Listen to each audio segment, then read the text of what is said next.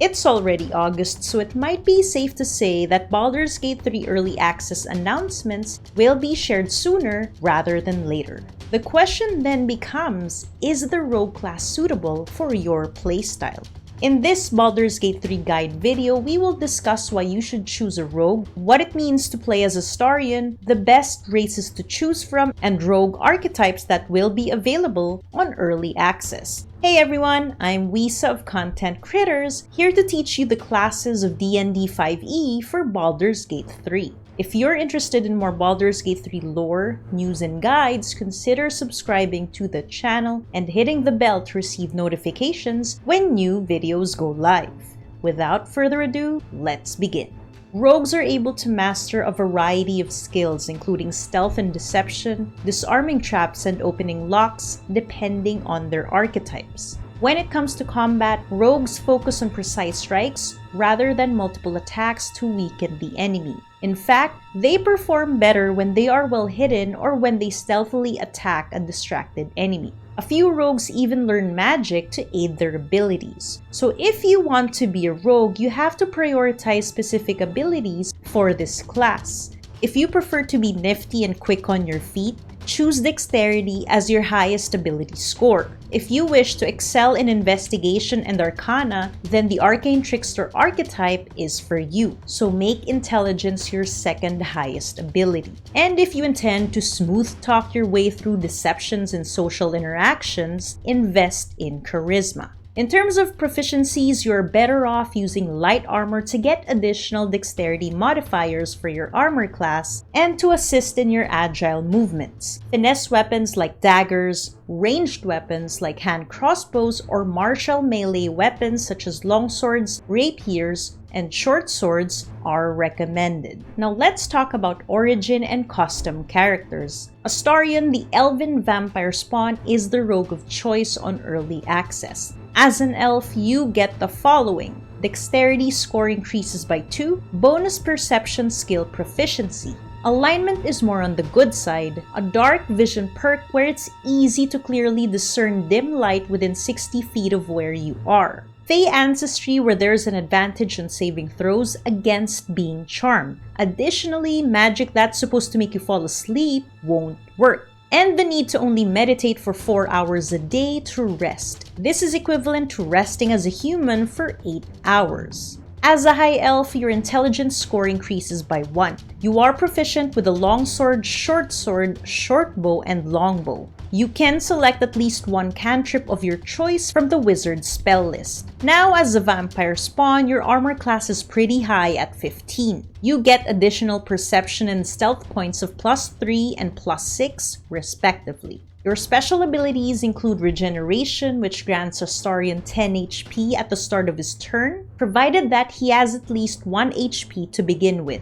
And Spider Climb, which goes hand in hand with Sneaking, as this enables him to climb difficult surfaces. One example is climbing upside down on ceilings. However, vampire spawns are not without their confirmed weaknesses on Baldur's Gate 3. Astarion cannot enter any premises or settlements without being invited formally or informally. He can also be harmed and in fact killed by running water or the river Kionthar in the first 15 minutes of the game. Like vampires, these spawns are also sensitive to sunlight, but since Astarion has a tadpole in his head that provides additional powers, he is resistant to this. With what we've seen in the first gameplay demo, Astarion is a spell-casting vampire spawn. He has available cantrips like Mage Hand, Prestidigitation, or magic tricks performed for entertainment and deception, and Ray of Frost to hit a creature with cold damage, as well as additional wizard spells when he levels up. Now that we have painted a picture of what it will be like to play as Astarion, let's move on to the best races available on early access that you can choose from to pair with a rogue class should you create a custom character. First is the elf with sub-races of High Elf, Wood Elf, and Dark Elf or Drow.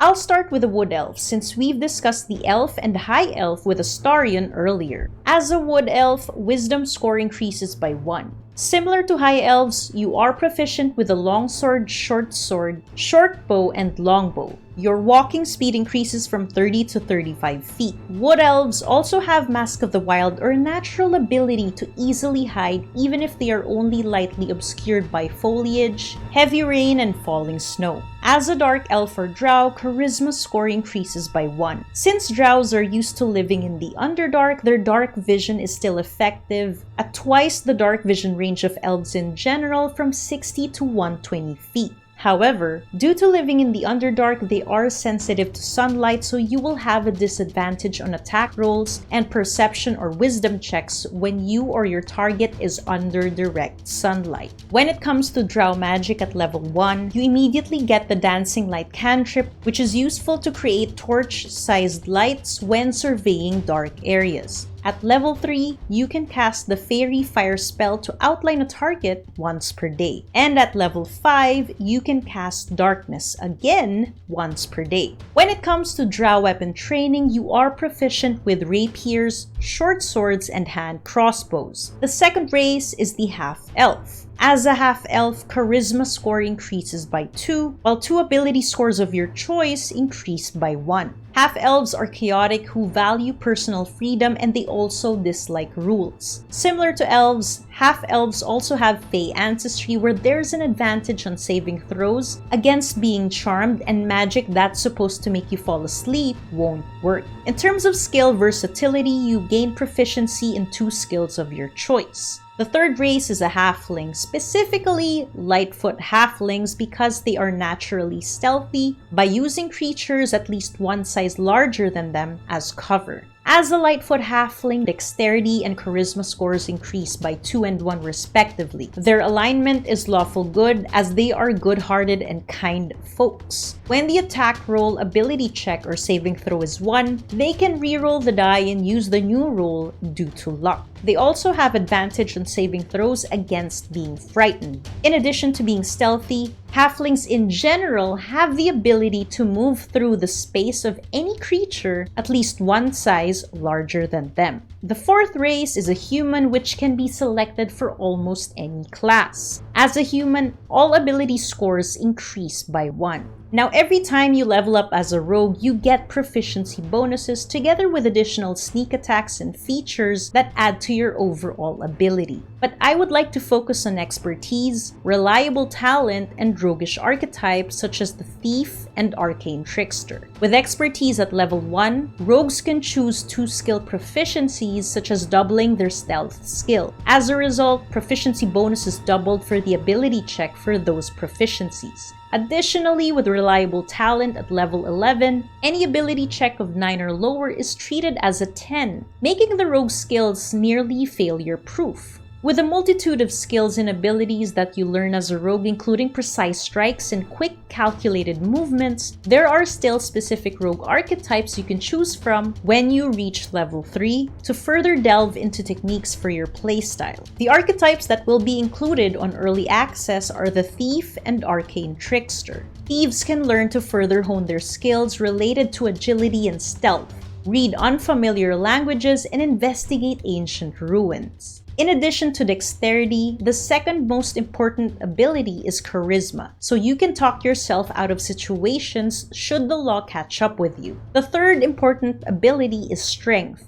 to aid you in climbing cliffs and walls via the athletic skill. As a thief, you get additional skills when you level up. First is fast hands, to disarm a trap or pick a lock. Second is second story work related to climbing faster, which will not cost extra movement. What's also good about this is when you make a running jump, your dexterity modifier is taken into account to increase the distance covered. Third is supreme sneak, where you gain advantage on a stealth check. Fourth is use of magic device, where you can use magical items regardless of class, race, and level requirements. Fifth is Thief's Reflexes, where you've mastered the art of laying traps and quickly escaping danger. But if you prefer to focus on enhancing your magical abilities by enchanting your enemies and conjuring illusions, then the Arcane Trickster is for you. Arcane Tricksters prioritize dexterity, intelligence as their spellcasting ability, and Constitution for additional HP. At level 3, you will learn 3 cantrips which are weak spells that you can repeatedly cast. These include the Mage Hand as the default with 2 cantrips of your choice from the wizard spell list. Additionally, you start off with 2 first level spell slots and 3 first level wizard spells of your choice. You have to choose 2 spells from the enchantment and illusion list. So for example, you have a first level spell called Charm Person, which I do recommend to again smooth talk your way out of trouble since your charisma as a trickster is lower.